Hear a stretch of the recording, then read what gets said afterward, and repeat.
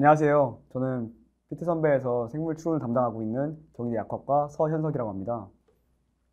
오늘 제가 맡은 강의는 생물 추론의 공부법에 대해서 말씀드릴 예정인데요.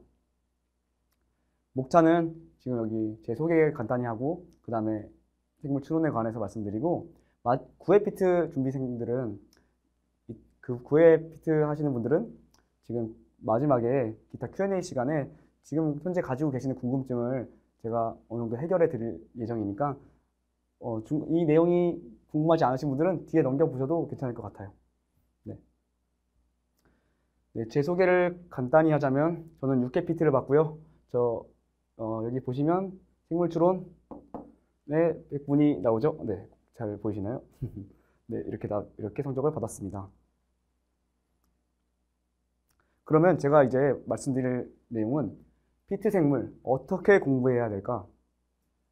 그리고 이렇게 공부해야 된다라는 것을 말씀드리고 싶고요. 또 피트 생물 과연 양 많은데 이거 어디까지 알아야 될까?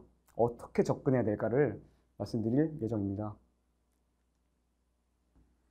자, 그러면 어떻게 공부해야 될까라는 관점에서 볼 때 제가 본 경험을 말씀드릴게요.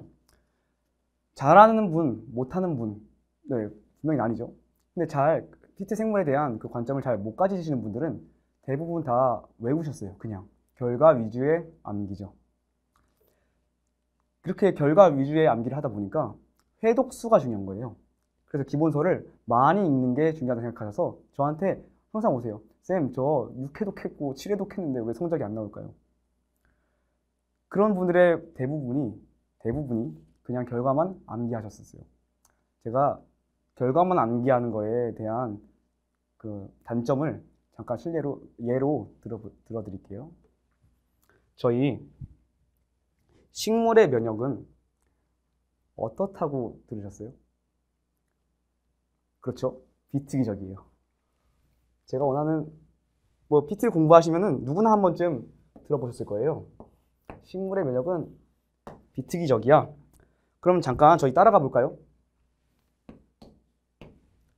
저항성 유전자에서 발현되는 저항성 유전자 산물이 R 프로테인이라고 해볼게요. 그러면 여기 와서 붙는 비병원성 유전자에서 발현된 유전자 산물 뭐죠? 네, AVR 단백질. 이런 애들이 붙을 거예요. 그럼 이제 무슨 반응이 일어나죠? 네, 여러 반응이 일어나는데 이 세포 안에서 파이토 알렉신, 피토 알렉신 혹은 PR 단백질 이런 애들이 나와요. 제가 여쭤볼게요. 파이토 알렉신, PR 단백질의 반응은 특이적인가요? 비특이적인가요? 당연히 아까 제가 첫 질문에 대한 대답을 했듯이 비특이적이에요. 이렇게 말씀하실 거예요. 좋아요. 그 다음엔 제가 여기를 짚었어요. AVR과 R 프로테인의 이런 상호작용은 특이적일까요? 비특이적일까요? 얘도 아까 초반에 말씀하셨듯이 쌤, 식물의 면역은 비특이적이에요. 비특이적 이라고 하실 거예요. 네. 자, 여기서 틀린 게 있죠, 사실. 식물의 면역은 비특이적이다라고만 기억하고 계신 분들은 이 문제는 맞출 수 있으실지 모르겠지만 이 문제는 틀리세요. 저는 생물을 표현할 때 어떻게 표현하냐면 리간드와 수용체예요. 그죠? 얘 모양과 얘 모양이 비슷하게 들어맞아야 상호작용을 해서 어떤 반응이 일어나죠. 그죠? 그래서 지금 보시면 AVR 단백질, 이 단백질과 이 R 유전자에 대한 결합은 비특이적이라고 할 수가 없어요. 그러면 저희가 알고 있는 원래 식물의 비특이적이라는 반응은 뭐죠? 파이토 알렉신과 PR 단백질이에요. 사실은 저희는 이 두 단어로 식물의 면역을 표현을 하지만 원래는 이 파이토알렉신, TR 단백질이 사실 굉장히 많은 물질들이에요. 그걸 아시고 나면 얘네 당연히 비특이적이에요. 얘네도 하나의 어떤 성분을 찝으면 특이적일 수 있지만 지금 약간 대략 두루뭉술하게 묶어놓은 거예요. 여러 식물마다 다른 물질들을요. 제가 이 예를 든 이유는 지금처럼 그냥 단순 결과만 암기하신 분들은 이런 문제를 틀릴 가능성이 높고 출제자분들은 여기에 주목하기보다 여기에 주목하실 수도 있다는 말씀인 거죠. 네, 그렇다면 생물을 잘 아는 사람들은 어떻게 하는지 제가 말씀드릴 예정인데요. 첫 번째, 중심 개념을 잘 잡습니다. 두 번째, 크게 볼 땐 크게 보고 작게 볼 땐 작게 봅니다. 세 번째, 그림이나 그래프나 이런 애들을 자꾸 떠올리려고 해요. 그 상황에 맞게요.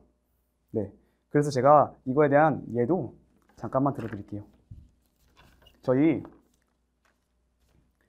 제가 생화학을 굉장히 좋아하는데 생화학적 내용에서 가장 중요한 뼈대가 있어요. 여러분도 다 아시겠지만 당을 분해하는 과정, 당을 분해해서 에너지를 생성하는 과정, 뭐죠? 해당 과정, 그죠? 분해할 때 해자죠, 그죠? 네, 당을 분해하는 과정. 그럼 잠깐 빠르게 한번 써볼까요? 글루코즈가 헥소카이네이즈에 의해서 글루코즈의 6번 탄소에 인산기가 달린 애가 되고 걔가 또 효소에 의해서 F6P, 즉 과당 6인산으로 바뀔 거예요. 그리고 저희가 아는 거 뭐죠? 여기서 해당 과정의 중요한 요소 중에 하나 PFK-1에 의해서 뭐가 되죠?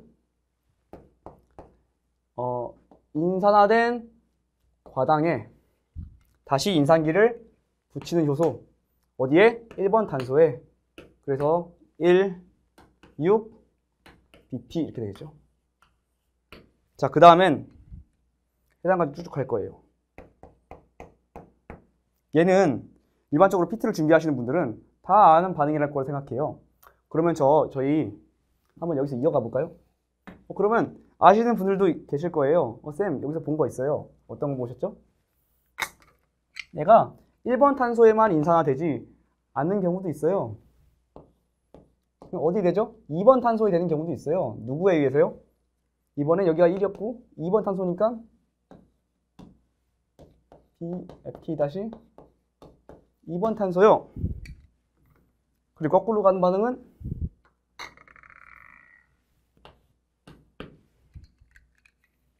F 프루토즈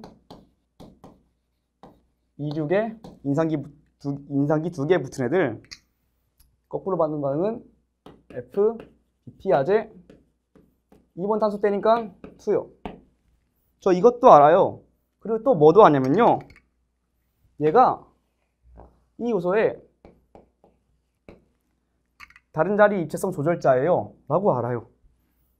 좋아요. 그럼 제가 말씀드릴 건 어디까지가 과연 중심 개념인가를 말씀드리고 싶어요.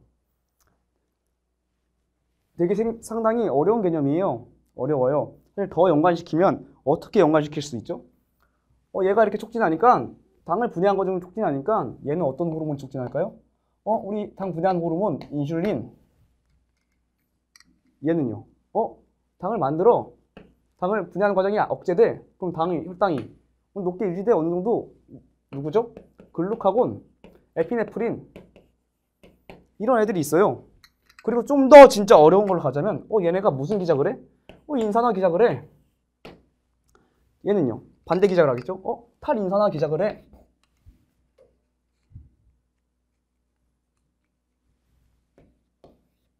인산기 떼는 반응.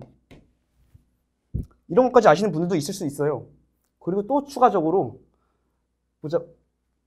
보자면 진짜 어려운 건데 이거는 어려운 개념이죠. 사실 얘네 두 개가 하나의 단백질에 같이 붙어 있어요. 근데 기능은 두 개예요. 그죠? 그래서 뭐라 그런다고요? 기능을 두 가지 가진 효소. 그래서 저희 바이가 두 개라는 걸 사실 아시는 분들도 있고 모르시는 분들도 있겠지만 두 개, 어떤 게요? 기능이 두 개인 엔자임이야, 효소야 라고 표현될 수 있어요. 정말 어렵죠. 그럼 저한테 이제 강의 들으신 분들은 궁금하실 거예요. 아, 지금 잘 봤어요. 어려운 것까지, 진짜 어려운 것까지. 그럼 여기까지 해야 될까요? 아니요. 잘 하시는 분들은 어떠냐면 여기, 그리고 얘까지만 기억하세요. 그리고 나머지는 이 논리를 따라가세요. 제가 아까 말씀드렸죠? 얘가 이쪽으로 가면 해당이 촉진인데, 그럼 누가요? 혈당을 낮추는 호르몬은 당연히 인슐린 촉진이에요. 그리고 이쪽으로 가면 당이 분해가 안 돼. 그러면 당이 올라가. 그럼 어떤 호르몬? 글루카곤이야 라고 말할 수 있겠죠. 네, 그러면 여기서 만약에 출제자분들이 문제를 내고 싶으시다면 어떻게 낼까요? 제가 출제자분들이라면요, 이런 인산화 기작 알고 있니? 탈인산화 기작을 알고 있니? 라고도 낼 수도 있을 것 같아요. 근데 그거를 지금처럼 제가 이렇게 그냥 막 썼듯이 암기 형식으로 보여드리진 않을 거예요. 그러면 저희는 어떻게 하냐면 그냥 이런 기작이 있어. 그냥 뭐 이 정도만 알으면 돼요. 그죠? 그러고서 얘가 얘 이름을 가리고 줄 거예요. 그죠? 만약에 주신다면요. 출제자분들이 얘 가리고 주면 인산화 될 때 갑자기 혈당이 올라가. 그리고 탈인산화 될 때, 인산이 떨어질 때 혈당이 내려가. 이렇게 보여줄 거예요. 저기 뭐 여러 시험 기작 있죠? 단백질이니까 뭐 SDS 페이지 뭐 이런 걸로 보여줄 거예요. 네, 갑자기 분자량이 줄어들고 뭐 인산기 붙으면 분자량이 늘어나고 갑자기 인산기가 떨어지면 분자량이 줄어들 거예요. 그죠? 그 정도만 하시면 돼요. 그게 바로 출제자분들이 요구하는 중심 개념은 그대로 있고 추론하는 방식이라고 제가 말씀드리고 싶어요.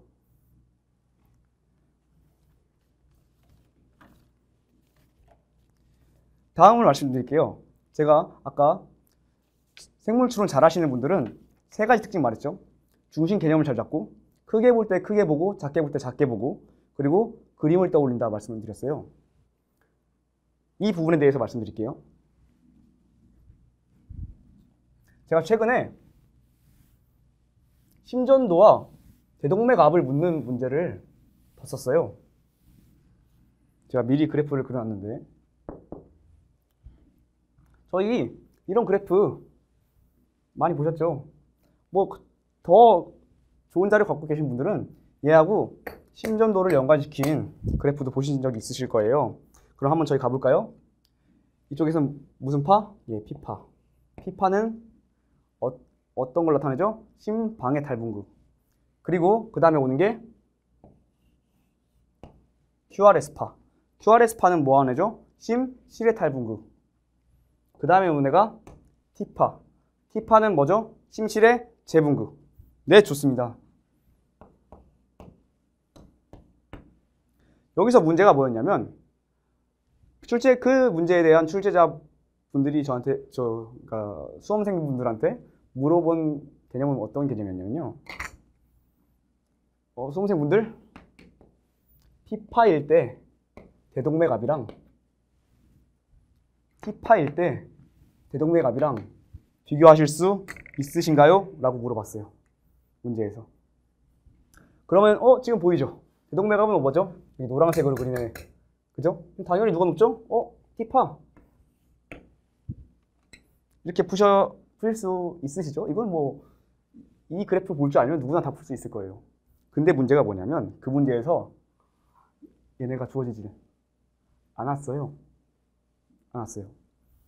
그럼 이 문제를 저도 직접 풀었겠죠? 저는 풀 때 어떻게 생각했냐면 저도 처음에는 얘는 안 그랬어요. 얘를 생각을 했어요. 그리고 그려놓고 생각을 해보니까 저는 사실 출제자분들이 이런 점을 확실한 점을 물어볼 줄 알았어요. 저희한테. 근데 그러지 않으셨어요. 여기랑 여기를 물어보셨더라고요.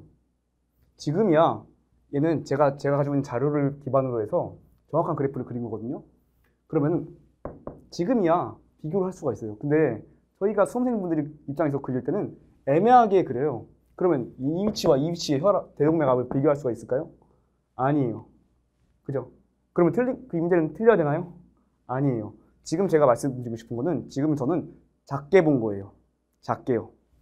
그러니까 저희 몸에서 일하는 인체 생리학적인 과정을 약간 작게 본 거라고 저는 말씀드리고 싶어요. 그러면 이 문제를 어떻게든 풀어야겠죠. 수험생 입장에서는. 저는 그래서 생각을 어떻게 다르게 했냐면 약간 넓게 봤어요. 넓게. 크게. 실제로 저는 작게 보다가 문제가 약간 이상해, 안 풀려 이렇게 하는 경우가 있으면은 진짜로 물리적으로 이렇게 열심히 풀다가 이렇게 멀리서 봐요. 그럼 진짜로 시야가 넓어지는 것 같은 그런 느낌이 있거든요. 이건 근데 저의 방법이에요. 그래서 이렇게 넓게 보는데 넓게 보니까 이런 포인트가 있더라고요. 대동맥압이에요. 대동맥 압력은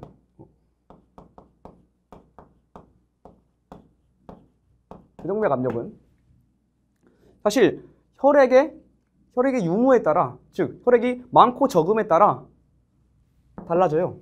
그래서 저는 거기에 약간 주목을 했어요. 지금 보시면 이런 그래프가 아니라 약간 넓게 봐서 정의에 입각해서 판단을 해봤어요.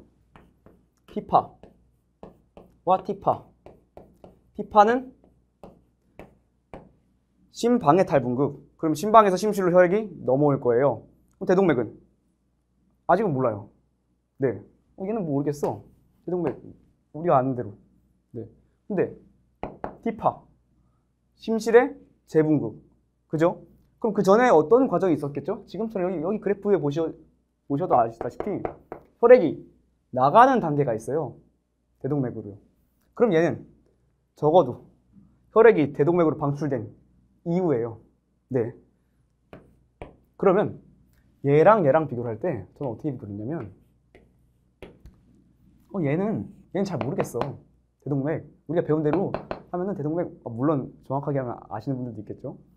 근데 그냥 보통 공부하시는 분들이라고 생각을 하고 얘는 잘 모르겠어. 우리가 배운 대로 하면. 왜?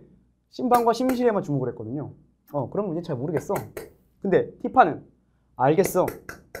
뭐라고요? 얘는 심실에서 대동맥으로 혈액이 나간 다음에를 말하는 거니까 적어도 얘보다는 얘가 대동맥 압력이 높을 수 있겠죠. 근데 실제로 저는 그렇게 풀었고 그렇게 해서 답은 맞았겠죠. 네. 제가 드리고 싶은 말씀은 생물을 어느 정도 하시는 분들은 이렇게 크게 보거나 작게 보거나 이거를 자유자재로 하실 수 있더라고요. 네, 저도 그렇고요. 그리고 아까 말씀드린 저 그래프 같은 저런 유형을 머릿속에서 뭐 그리든 아니면 머릿속에서 생각하든 떠올릴 수 있으시더라고요. 그래서 근데 이게 한 번에 되는 사람도 있고 여러 번에 되는 사람도 있겠죠. 네, 저는 여러 번에 되는 스타일이라 그 여러 번 생각하고 그리고 혹은 뭐 그려보고 하는 과정을 통해서 이 개념을 잡는 과정이 생물 추론을 잘하는 방법이라고 생각합니다. 네. 그러면 아까 제가 어떻게 공부해야 할까, 그 다음에 어디까지 알아야 할까, 이 두 주제를 던졌었는데요. 이번엔 제가 어디까지 알아야 할까를 말씀드릴게요. 앞에서 제가 이전에 F26BP에 대해서 말했지만 그 점에서도 그 정도까지만 알고 계시면 돼요.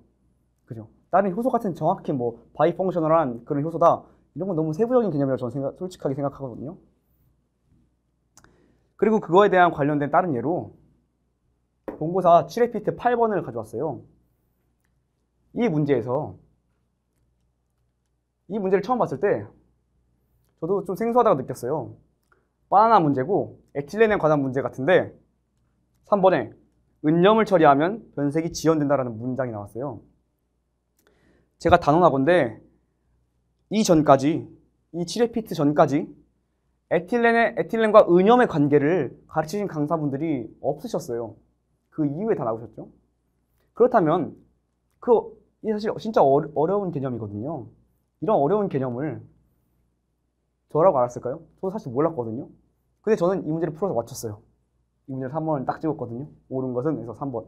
그럼 저는 어떻게 풀었을까요? 얘를 알고 몰랐다면서요. 그죠? 저는 어떻게 풀었냐면 이 문제는 1번, 2번, 4번, 5번을 우리가 정확하게 우리가 제대로 공부를 했다면 정확하게 틀린 거를 알아서 얘네 1, 2, 4, 5 아니네. 3번 모르는데 이거밖에 없어 답이. 이렇게 추론하실 수 있다 이거죠.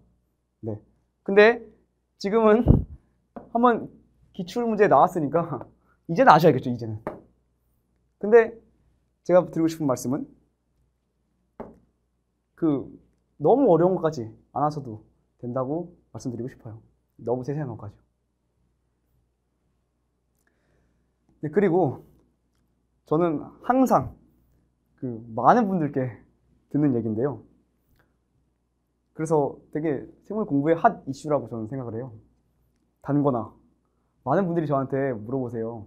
쌤, 저는 뭐 이런 스타일인데 저 단거나 꼭 해야 되나요? 그래서 제가 말씀드릴게요. 단거나 꼭 하세요. 꼭 하세요, 꼭. 자, 근데 여기까지만 들으면 무조건 나는 필기도 느리고 글씨도 예쁘게 못 쓰고 이거 시간 낭비 같은데 그러면 그래도 하라고 이렇게 저한테 반문하실 수 있으세요. 근데 제가 드리고 싶은 말씀은 제가 생각하는 단권화는 두 종류가 있어요. 첫 번째는 지금 일반적으로 많은 분들이 생각하시는 이렇게 많은 책을 한 권에 정리해서 볼 수 있는 그런 물리적인 단권화. 그게 첫 번째고요.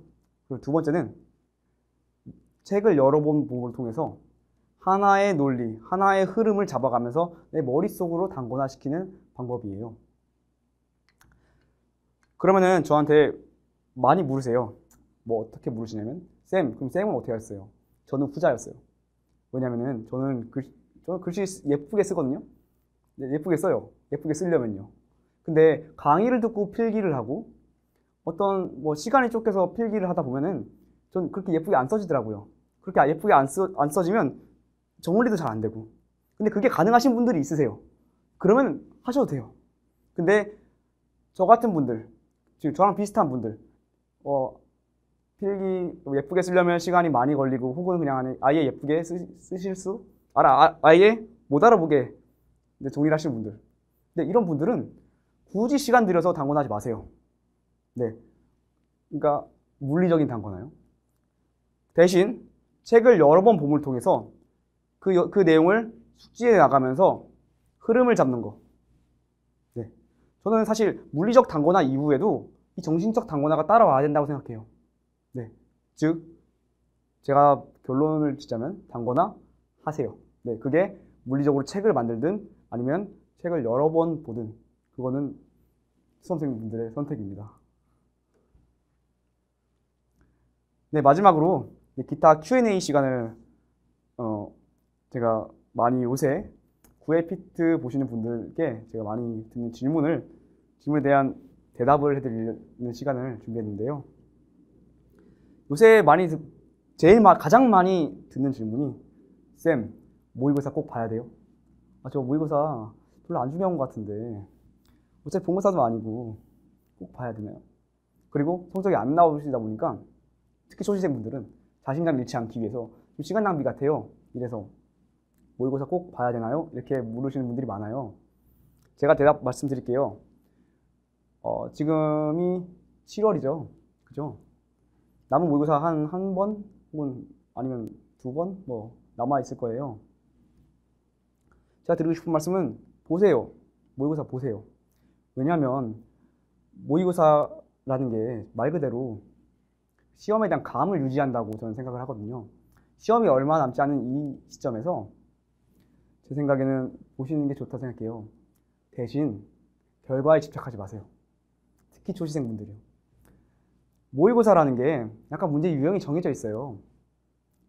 그렇다 보니까 재수생분들이 어디선가 봤어요. 어디선가. 그래서 잘 모르시더라도 재수생분들은 엉겁결에 맞출 수가 있어요. 근데 초시생분들은 처음 보시는 거니까 틀릴 가능성이 더 높겠죠. 네. 제가 단적인 예로 제가 공부할 때, 제가 수험생일 때 3월 모의고사 전국 1등 하셨던 분이 그 해에 못 가셨다고 들었거든요. 그래서 제가 드리고 싶은 말씀은 현재 모의고사를 고민하고 계신 분들은 꼭 보세요. 네. 그리고 오답을 이제 하시건 안 하시건 이제 그건 수험생분들 마음인데 점수에 연연하지 마세요. 네. 제가 모의고사에 대해서 드리고 싶은 말씀은 여기까지고요. 그 다음에 저한테 많이 여쭤보시는 질문이 쌤, 식물 공부 어떻게 해야 돼요? 이렇게 많이 물어보세요. 9회피트 이제 보시는 분들이 이제 시험 때 다가오니까 약간 평소에 안 했던 이 식생분진, 그죠? 이 파트를 건드리기 시작하는데 식물 공부, 요새 PT에서 식물을 많이 다루죠. 그래서 이 식물 공부를 어떻게 해야 되냐고 저한테 많이 문의를 해오세요. 저는 어떤 말씀을 드리냐면 지금 현재 가지고 계시는, 듣고 계시는 강사분의 책이 정리가 되게 잘 돼 있어요. 잘 돼 있는 게 많죠. 그런데 그 강사분들 책을 참고는 하시되, 기본서는 꼭 한번 읽으세요. 제가 많은 강사분들 책을 받고 정리 잘 돼 있는 책을 봤지만 기본서에는 물론 그 정리된 정도는 떨어지지만 그 흐름이 있어요. 그 기본서에서 말하고 싶은 식물학의 흐름이요. 그거를 저는 아는 게 중요하다고 생각하고, 그렇게 되면 암기보다 이해가 선행돼야 되기 때문에 그런 수험생들의 식물학에 대한 성적을 높이는데 굉장히 많이 도움이 될 거라고 생각을 합니다. 그리고 마지막으로 이제 거의 시험 막바지라 강사분을 변경하는 거에 대해서 고민하시는 분들이 많이 없다고 생각이 들지만 그래서 잠깐 이런 질문도 많이 받아서 언급을 해볼게요. 강사분들 변경을 고민하신 분들께는 제가 드리고 싶은 말씀이 변경을 하시는 게 좋을 것 같아요. 근데 그게 무조건 막 변경하시는 게 아니라 한번 강의 OT 같은 걸 들어보고 이 강사분이 나랑 좀 맞는 것 같아. 네, 이 스타일이 나랑 좀 맞는 것 같아. 네, 그렇게 한번 판단을 하신 후에 강의를 뭐 변경하시는 것도 좋다고 저는 생각을 해요. 왜냐면 일단 고민하는 것 자체가 자기랑 약간 안 맞는다고 생각을 수험생 본인께서 하고 계신 거니까 OT를 들어보고 변경하는 것도 전 나쁘지 않다고 생각을 합니다. 네, 그럼 지금까지 1편 생물공부법에 대한 내용이었고요. 네, 2편에서는 제가 아까 잠시 말씀드린 흐름에 대해서 말씀드릴 예정입니다. 2편도 많은 시청 부탁드립니다. 감사합니다.